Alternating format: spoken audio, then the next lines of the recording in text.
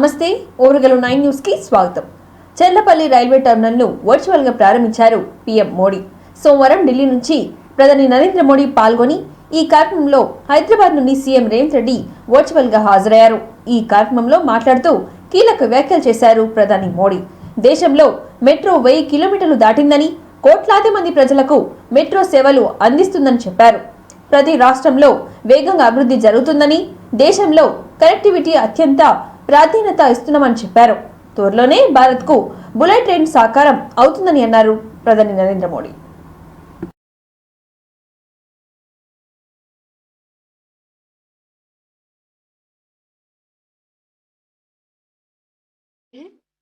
सभी माननीय प्रधानमंत्री जी का स्वागत करें।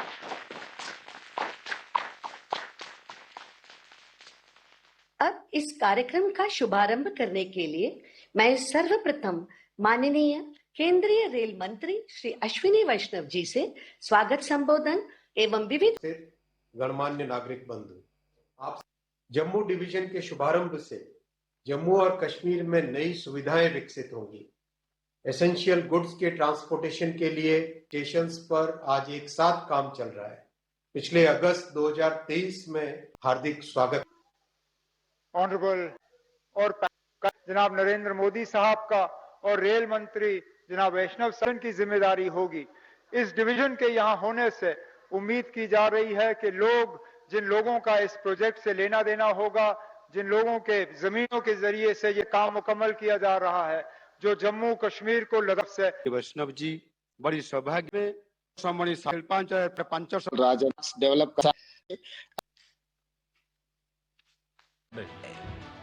कर देंगे। हमारी रेल न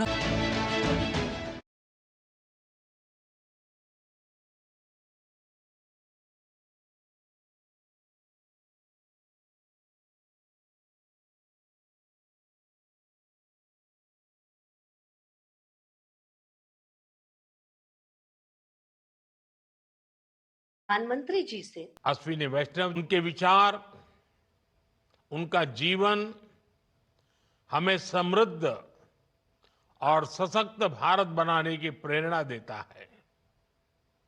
मैं सभी को गुरु गोविंद सिंह जी के प्रकाश उत्सव की शुभकामनाएं देता हूं।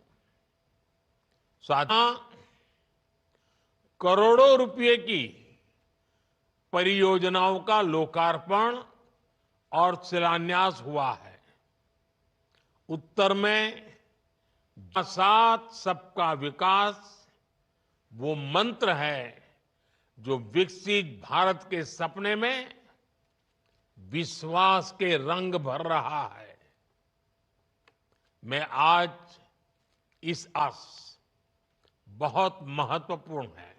सपोर्ट साथियों, 2014 में हमने भारतीय रेलवे को आधुनिक बनाने का सपना लेकर काम शुरू किया था। वंदे भारत ट्रेनों की फैसिलिटी मांग बढ़ रही, नया स्लीपर वर्जन कैसे 180 किलोमीटर प्रति घंटा की रफ्तार से दौड़ रहा है। 2014 तक देश में सिर्फ रेलवे में आज सरकारी नौकरी नए हमारा ऊंचा रेलवे आर्च ब्रिज चिनाब जुड़े लगभग अन्य हवा मिलेगा, लेटर जैसी सुविधाएं हैं आज देश में। साथियों, ये सभी विकास कार्य వికసిత్ భారత్. ఛత్తీస్గఢ్లో మావోయిస్టులు గూతకం సృష్టించారు. బీజాపూర్ జిల్లా సుకుమా అటవీ ప్రాంతంలో భద్రతా దళాలు వెళ్తున్న వాహనాన్ని బాంబు పెట్టి పీల్చేశారు. ఈ ఘటనలో 8 మంది జవాన్లు, ఒక డ్రైవర్ మృతి చెందగా మరో 5 మందికి తీవ్రంగా గాయాలయ్యాయి. పేలుడు సమయంలో వాహనంలో 15 మంది ఉన్నట్లుగా తెలుస్తోంది.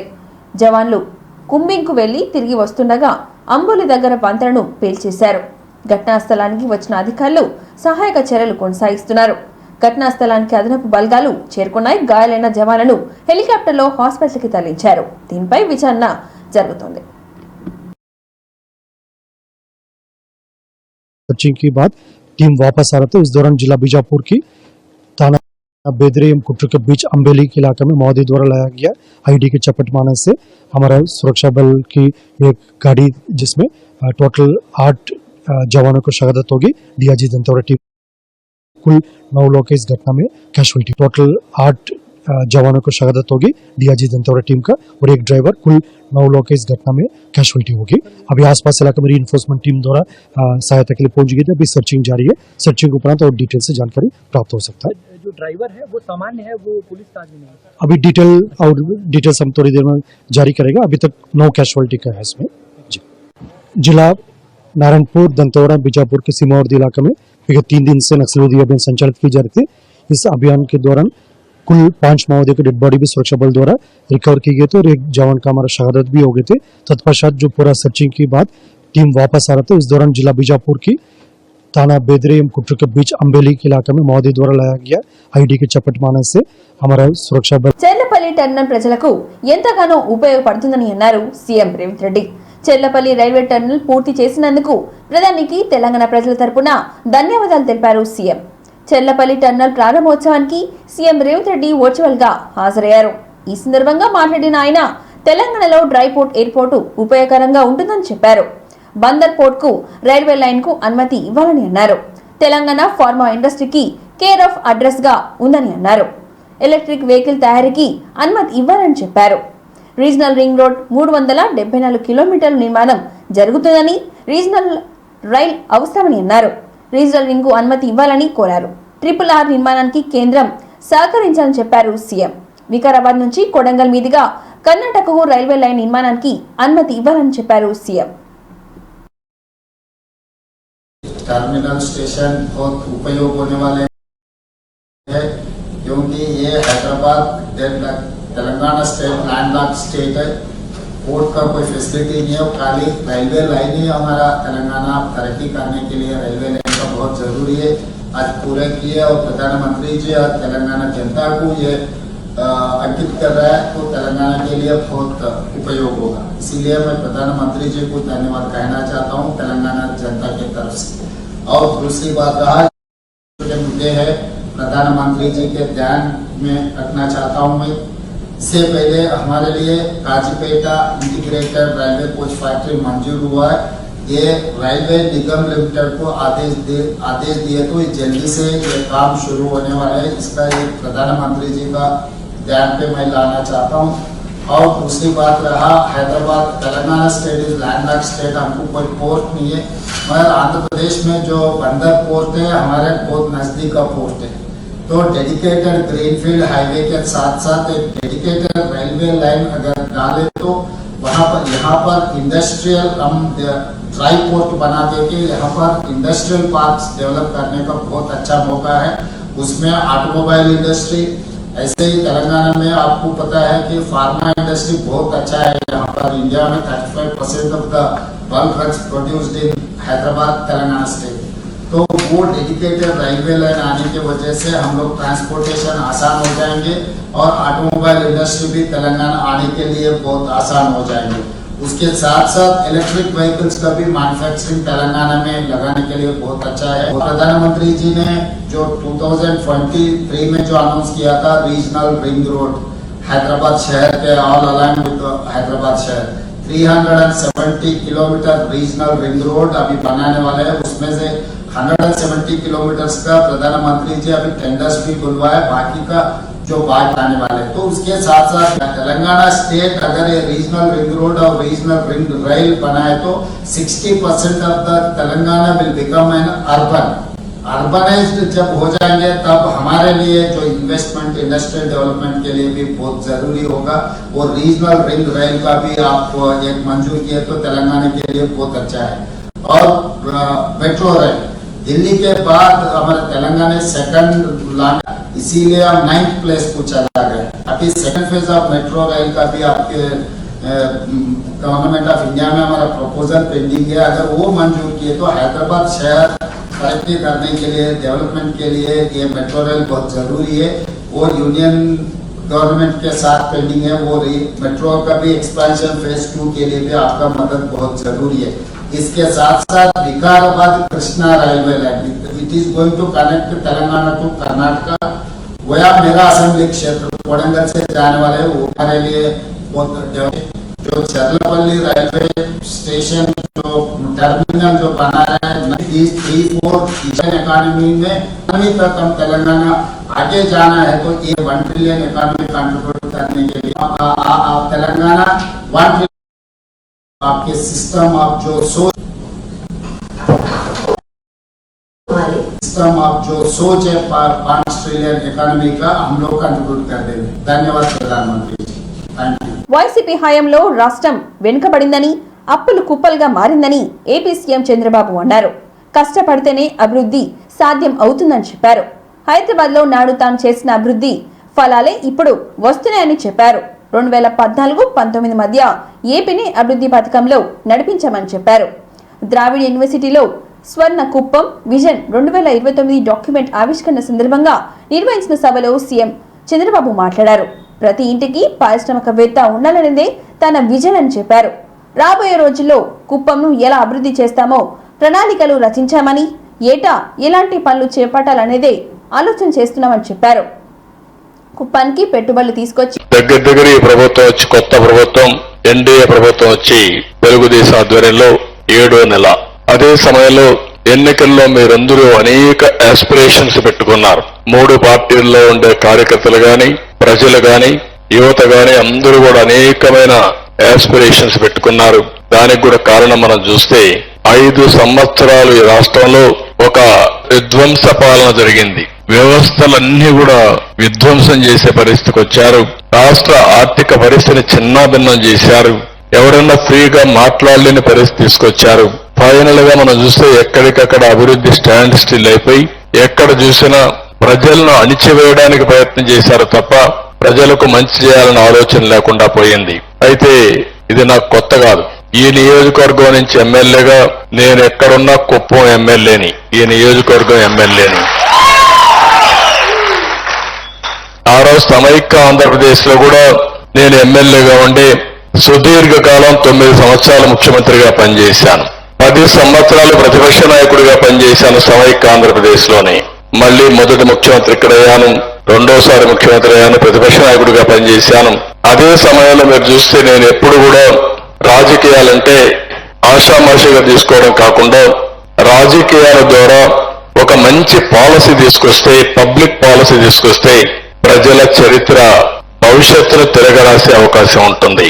ఈ రోజు ఒక దేశంలో ఒక మంచి నాయకుడు ఉండి, ఒక రాష్ట్రంలో ఒక మంచి నాయకుడు ఉండి, లేకపోతే కుటుంబానికి ఒక సమర్థవంతమైన నాయకుడు ఉంటే సమర్థవంతంగా ప్లాన్ చేయగలిగితే ఏదైనా సాధ్యం.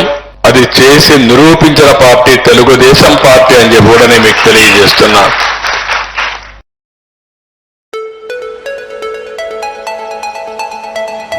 హనుమకొండ నుండి కేవలం 20 కిలోమీటర్ల దూరంలో మండలం గూడూరు విలేజ్ సమీపం పచ్చని చెట్ల మధ్యలో ప్రకృతి అందాలతో పొలాల మధ్యలో సాధన విలేజ్ రిసార్ట్ మీకోసం.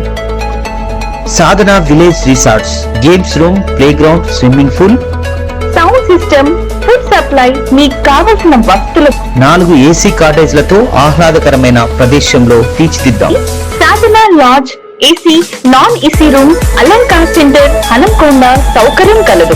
అతి తక్కువ ధరలతో మీ సాధన విలేజ్ రిసార్ట్స్ మీకు అందుబాటులో. వెంటనే బుక్ చేసుకోండి. 9949122072 949485960915412612 వాట్సాప్ ద్వారా. అతి తక్కువ ధరలతో మీ సాధన విలేజ్ రిసార్ట్స్ మీకు అందుబాటులో. చెర్లపల్లి రైల్వే టెర్మినల్ ప్రారంభోత్సవంలో పాల్గొన్న మంత్రి శ్రీధర్ బాబు కేంద్రాన్ని ఉద్దేశించి కీలక వ్యాఖ్యలు చేశారు. తెలంగాణ ఏర్పడిన తర్వాత కొత్త రైల్వే లైన్లను కావాలని ఎన్నో ఏళ్లుగా అడిగామని, తాము కూడా కేంద్రంకు సహకారం అందించామని అన్నారు. రైల్వే నెట్వర్క్ పెంచేలా సహకరించాలని అన్నారు. ఇప్పుడు ప్రారంభించనున్న ఈ టెర్మినల్ కు రైల్వే అప్రోచ్ కు తమ ప్రభుత్వం చర్యలు తీసుకుంటుందని చెప్పారు. కేంద్రం కూడా అవసరమైన నిధులు విడుదల చేయాలని, అప్రోచ్ రోడ్లు ప్రయాణికుల సహకారం కోసం కేంద్రం కొంత సహకరించాలని అన్నారు శ్రీధర్ బాబు. గారికి గౌరవనీయులు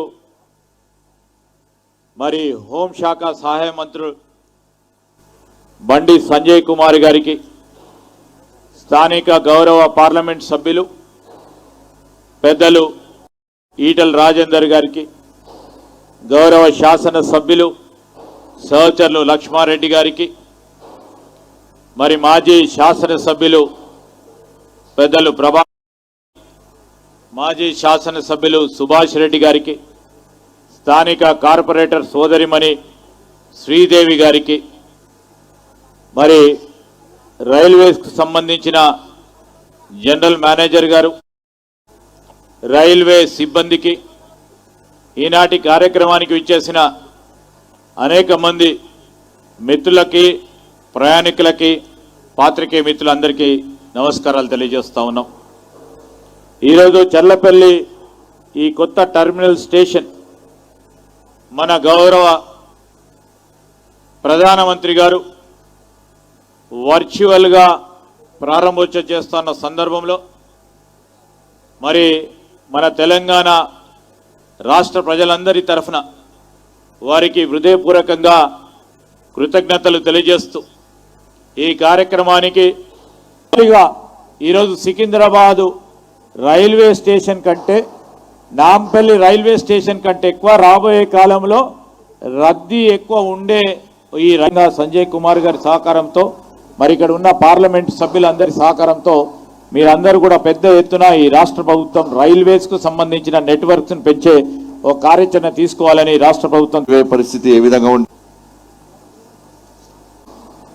దాన్ని దృష్టిలో ఉంచుకునే బంజారా హిల్స్ లోని ఏసీబీ కార్యాలయం దగ్గర హై డ్రామా చోటు చేసుకుంది. ఏసీపీ ఆఫీస్ నుంచి కేటీఆర్ వెనక్కి తిరిగి వెళ్లిపోయారు. ఫార్ములా ఈ రేస్ కేసులో విచారణకు హాజరు కాకుండానే కేటీఆర్ తిరిగి వెళ్లిపోవడం అందరినీ ఆశ్చర్యం గురిచేసింది. అరగంట పైగా పోలీసులతో కేటీఆర్ వాగ్వాదానికి దిగారు. లాయర్ను అనుమతిస్తేనే విచారణకు వస్తానని పోలీసుల ముందు కుండ బద్దలు కొట్టి కేటీఆర్ అక్కడి నుంచి వెళ్లిపోయారు. కూడా భంగం వాటిల్లకుండా చూసుకోవాల్సిన బాధ్యత నా మీద ఉంది. అందుకే ఎక్కడన్నా లిఖితపూర్వకంగా ఉందా నా లాయర్ ఇవ్వండి అన్నాను. సో వారు సంప్రదిస్తున్నారు. నేను ఇక్కడ కేవలం ఇవాళ ఏసీబీ ఏం ఇన్ఫర్మేషన్ కావాలి, ఇప్పుడు నన్ను వాళ్ళు అడుగుతున్న ఇన్ఫర్మేషన్ మొత్తం గవర్నమెంట్ దగ్గర ఉంది. నేను తీసుకున్న నిర్ణయం ఏదన్నా ఉంటే మినిస్టర్గా తీసుకున్నాను, గవర్నమెంట్గా తీసుకున్నాను. అట్లాంటప్పుడు నా దగ్గర ఉన్నదని సమాచారం వారు ఏదైతే అభావపడుతున్నారో అదంతా మీ దగ్గరనే ఉంది. ఈ వాదనంతా కూడా నేను ఆల్రెడీ కోర్టులో చెప్పాను. కోర్టు ఆల్రెడీ తీర్పు రిజర్వ్ చేసి హైకోర్టు మీద ఉన్న గౌరవంతో, చట్టాల మీద ఉన్న గౌరవంతో, రాజ్యాంగం మీద ఉన్న గౌరవంతో నేను ఇక్కడికి వచ్చానని చెప్పాను. వారు మరి ఏ కారణం చేతనో నా లాయర్ నాతో రాకూడదు అంటున్నారు. మరొక పౌరుడిగా నాకు నా లాయర్ను వెంటబెట్టుకుని విచారణలో భాగస్వామ్యం చేసే అధికారం నాకు ఉందని నేను అనుకుంటున్నాను. లేదు అని వారు అంటున్నారు. భారత రాజ్యాంగం నడుస్తుందని నేను అనుకుంటున్నా. కాదు రేవంత్ రెడ్డి రాజ్యాంగం మాత్రమే ఇక్కడ నడుస్తుంది తెలంగాణలో వాళ్ళు అంటున్నారు. చూడాలి మరి వాళ్ళు ఏం చెప్తారు. మీరు ముందుగా ఇన్ఫార్మ్ చేశారా అడ్వకేట్స్? వాళ్ళు హైకోర్టు తీర్పు రిజర్వ్ చేసిన తర్వాత హైకోర్టులో చాలా గంటల వాదనలు వాళ్ళు వినిపించారు ఏసీబీ తరఫున. ఇవాళ కొత్తగా మళ్ళీ ఇప్పుడు శోధించేది సాధించేది లేదు. చెప్పాల్సింది కూడా చెప్పకుండా ఇక్కడేదో హడావుడి చేసి నిన్న రైతు భరోసా ఎగ్గొట్టారు కాబట్టి రైతు భరోసా నుంచి తప్పించుకోవడానికి 2 రోజులు మీడియాలో ఈ డ్రామా నడపాలని రేవంత్ రెడ్డి గారు అనుకుంటున్నారు. దీనికి మేము బాధపడం. రేవంత్ రెడ్డి గారు ఏమనుకున్నా 15,000 ఇస్తానని చెప్పి 12,000 ఇచ్చిమాలు చేసినా చిల్లర ప్రయత్నం తప్పకుండా నా ఇంటి మీద నడుతున్నారో మరి ఇంకా డీజీ లేదు అనేది తప్పు. మొన్న పట్నం నరేందర్ రెడ్డి మీద ఏ కుట్ర అయితే వీళ్ళు చేసిండ్రో, ఆయన ఈయని స్టేట్మెంట్ ఇచ్చినట్టు పోలీసు వాళ్ళు ఏదైతే దొంగ స్టేట్మెంట్ సృష్టించి ఆయనను నన్ను బద్నాం చేసే ప్రయత్నం చేసిండ్రో అది జరగకూడదన్నదే నా తాపత్రయం. అందుకే లాయర్లలో ఆర్టీసీ ఎలక్ట్రిక్ బస్సులను ప్రారంభించారు మంత్రులు పొంగులేటి శ్రీనివాసరెడ్డి, కొండా సురేఖ, పొన్నం ప్రభాకర్ జెండా ఊపి బస్సు సర్వీసులను ప్రారంభించారు. అనంతరం మంత్రులు ప్రజా ప్రతినిధులు కొంత దూరం ప్రయాణించారు. ఆర్టీసీ ద్వారా ప్రయాణికులకు మెరుగైన సేవలు అందిస్తున్నట్లుగా చెప్పారు.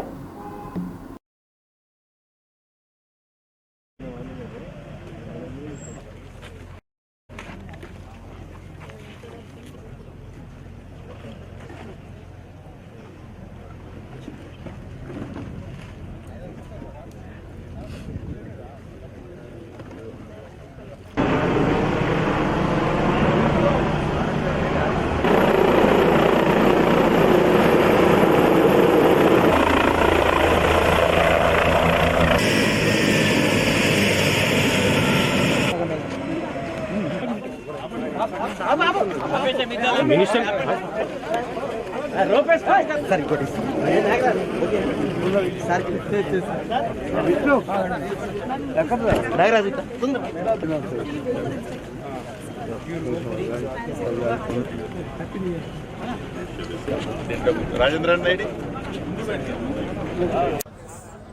ప్రింట్ మీడియా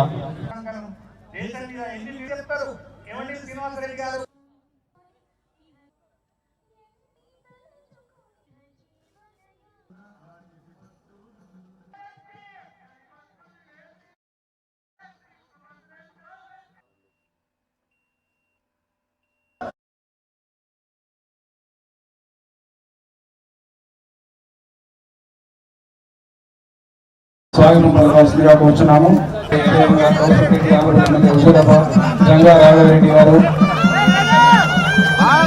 ఇవాళ వెంకటరామరెడ్డి చైర్మన్ గారిని మరి జయప్రదం కార్యక్రమానికి అందరూ విశిష్టారు. మరి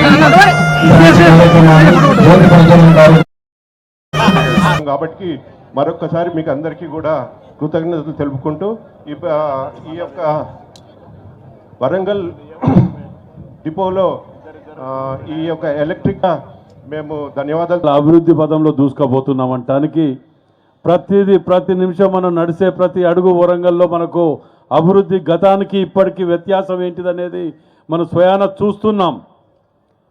కాబట్టి ఇవాళ మనము కొత్త బస్సులను ప్రవేశపెట్టి మహాలక్ష్మి పథకం కింద మహిళలకు ఉచితంగా సుమారు 125 కోట్ల మంది మహిళలు ఉచితంగా ఇలా ప్రయాణిస్తుంటే ఈరోజు ఎలక్ట్రానిక్ బస్సులు, సౌండ్ పొల్యూషన్, అలాగే ఎలాంటి పొల్యూషన్ లేని బస్సులను తీసుకొచ్చిన ఘనత తెలంగాణలో మన యొక్క ఇంద్రమ్మ రాజ్యం వచ్చింది, ఇంద్రమ్మ ప్రభుత్వం తెచ్చింది. కాబట్టి ప్రభాకర్ అన్న నేను ఒక్కటే కోరుకుంటున్నా, అన్న మా వర్ధనపేటకు కూడా ఇంకా కొన్ని బస్సులు ఎక్కువ కేటాయించాలని కోరుతూ, రానున్న రోజులలో కేవలం తెలంగాణకి 1000 ఎలక్ట్రిక్ బస్సులు ఇవ్వడం జరిగింది.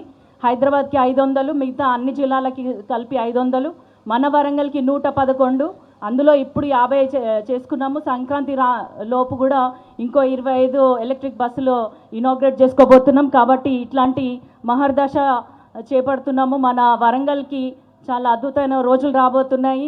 మరి ఉచిత బస్సు సౌకర్యం అనేది చాలా ఉపయోగపడతా ఉంది. కోట్లాది మంది మహిళలు ఉపయోగించుకుంటా ఉన్నారు. నాకున్న సమాచారం ప్రకారం మారుమూల గ్రామాల్లో ఉన్నటువంటి మహిళలు కూడా హైదరాబాద్ వరకు వాళ్ళు అక్కడి వరకు చాలా పెరిగింది. ఎక్కడికన్నా వెళ్ళాలని కోరిక ఉన్నా కూడా ఇన్ని రోజులు మనసు చంపుకొని మహిళలు ఇంట్లో ఉండే. హన్మకొండ బస్ స్టాండ్ సందర్భంగా దాదాపు 50 ఎలక్ట్రికల్ బస్సుల్ని మొత్తం 112 బస్సులు ఈ జిల్లాకు కేటాయిస్తే ఈరోజు 50, సంక్రాంతి వరకు ఇంకొక 25, మొత్తం 112 బస్సులు ఇక్కడికి వచ్చే కార్యక్రమాన్ని ప్రారంభం చేయడానికి విచ్చేసినటువంటి, మేమిచ్చిన మాట ప్రకారంగా తెలంగాణలో ఉన్నటువంటి అక్కా చెల్లెలందరికీ ఉచితంగా బస్ ప్రయాణ సౌకర్యాన్ని ప్రారంభించుకున్నాం. డిసెంబర్ మంది మహిళలు వివిధ గమ్య స్థానాలకు ఉత్తమ ఆర్థికంగా సహకారం అందిస్తున్న భారం ఈ కార్యక్రమం విజయవంతంగా అయింది. వారందరికీ కూడా హృదయపూర్వకంగా అభినందనలు తెలియజేస్తా ఉన్నాను.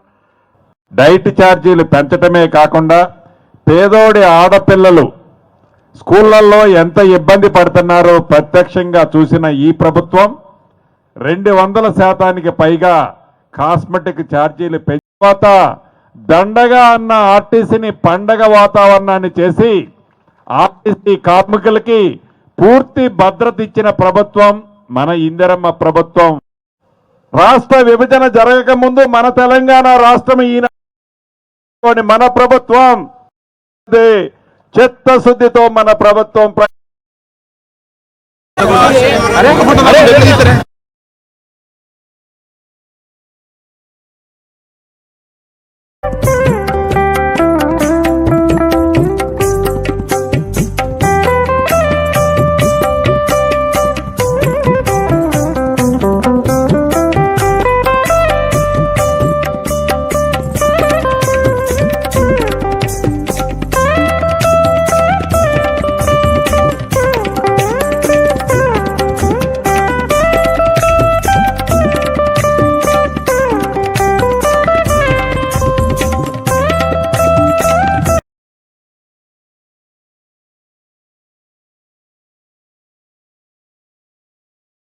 హన్మకొండ వరంగల్ జిల్లాలో ఇందిరమ్మ ఇళ్ల సర్వే పురోగతి, భద్రకాళి చెరువు పూడిక, అభివృద్ధి తదితర అంశాలపై మంత్రి పొంగులేటి శ్రీనివాసరెడ్డి కులంకుశగా సమర్థ నిర్వహణకు దిశానిర్దేశం చేశారు. అనంతరం ఏర్పాటు చేసిన విలేకరుల సమావేశంలో మంత్రి పొంగులేటి శ్రీనివాసరెడ్డి మాట్లాడుతూ ఇందిరమ్మ రాజ్యం ఏర్పడిన తర్వాత వరంగల్ పట్టణం వరంగల్ ప్రాముఖ్యతను ముఖ్యమంత్రి రేవంత్ రెడ్డి గుర్తించి హైదరాబాద్ తర్వాత హైదరాబాద్ సమానంగా పాత వరంగల్ పట్టణాన్ని అభివృద్ధి చేయాలన్న ముఖ్యమంత్రి ఆలోచనను దానికి అనుగుణంగా మొదటి సంవత్సరం పూర్తి కాకముందే సీఎం రెండో పర్యాయాలు వరంగల్ పట్టణానికి వచ్చారని మొదటిసారి పర్యటన సందర్భంగా చేయవలసిన అభివృద్ధిపై స్థానిక ప్రజా ప్రతినిధులతో చర్చించి అభిప్రాయాలను తీసుకొని airport, Warangal under ground drainage, inner outer ring road, Kakatiya mega textiles park అన్ని విధాలుగా అభివృద్ధి చేయాలనే లక్ష్యంతో ఉమ్మడి జిల్లా ఇన్ఛార్జ్ మంత్రిగా తనకు బాధ్యతలు అప్పగించారని, రెండో పర్యాయం వచ్చినప్పుడు అనేక అభివృద్ధి పనులకు శంకుస్థాపన చేశారని చెప్పారు. 6,000కు పైగా వరదలుగా నిధులు మంజూరు చేశారని చెప్పారు. వదిలేస్తే తలుపులు ఇవన్నీ బీక్కుపోయారో వీటన్నిటికీ మనం బెనిఫిషరీని ఫైనల్ చేసేసి అన్కంప్లీటెడ్ ఏమన్నా ఉంటే అన్కంప్లీటెడ్కి బ్యాలెన్స్ అమౌంట్ ఎంతైతే ప్రభుత్వం దగ్గర ఇంత ముందు డ్రా చేయకుండా ఉందో ఆ డబ్బు ఆ బెనిఫిషరీకి విడతల వారిగా కట్టేదాన్ని బట్టి మనం ఇచ్చేస్తాం. ఎవరైతే బెనిఫిషరీ ఉన్నాడో వాళ్ళకితోనే ఇప్పుడే బెనిఫిషరీని ఫైనల్ చేస్తాం. దీంట్లో కూడా మనం ఇందిరమ్మ ఇళ్ళు ఇస్తున్నాం కాబట్టి ఇందిరమ్మ ఇళ్ళు కాన్సెప్ట్ హౌస్ సైట్ ఉన్న వాళ్ళకి ఇస్తున్నాం కాబట్టి హౌస్ సైట్ లేని వాళ్ళనే దీంట్లో మీరు అలొకేషన్ చేసుకోండి. మీ కాన్స్టిట్యున్సీలో కలెక్టర్లు ఆల్రెడీ ఐడెంటిఫై చేసి ఉంటారు. చేయకపోతే చేసి ఒకసారి మీ list poor of the poor is the best thing. 2 బెడ్రూమ్ది కూడా ఇప్పుడు మేము అది గత 8 ఏళ్ళకి వెళ్ళి కట్టి ఉన్నదన్నా ఇప్పుడు దానికి ఏమాత్రం కూడా అన్ని మళ్ళా శీతల వ్యవస్థకు వచ్చే పరిస్థితిలో ఉన్న కిటికీలు, దర్వాజాలు అని చెప్పి వాటికి మళ్ళీ కొంచెం డబ్బు అవసరం పడి రెనోవేట్ చేయవలసి వస్తుంది ఒకటి.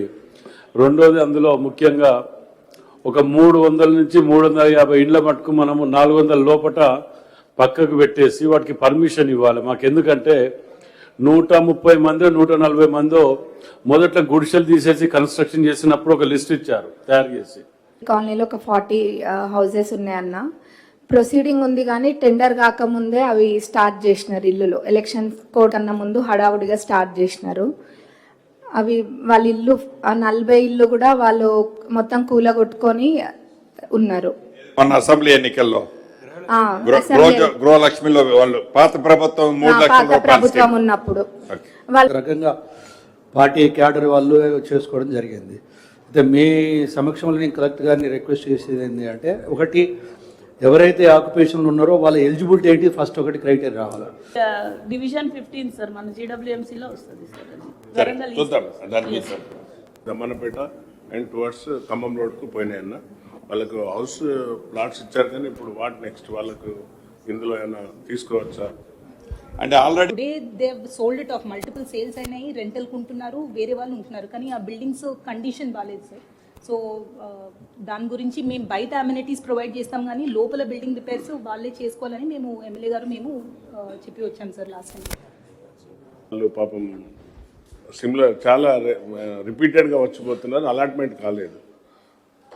అది అదే ఇల్లు ఇవ్వాలి అనేది సార్. అంటే మనం ఇక్కడ రేషియో తీసుకోవడానికి ఉండదు సార్.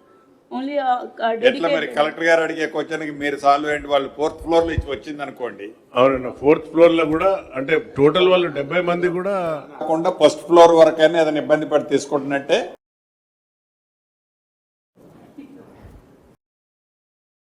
1500 దాకా ఉంటాయి.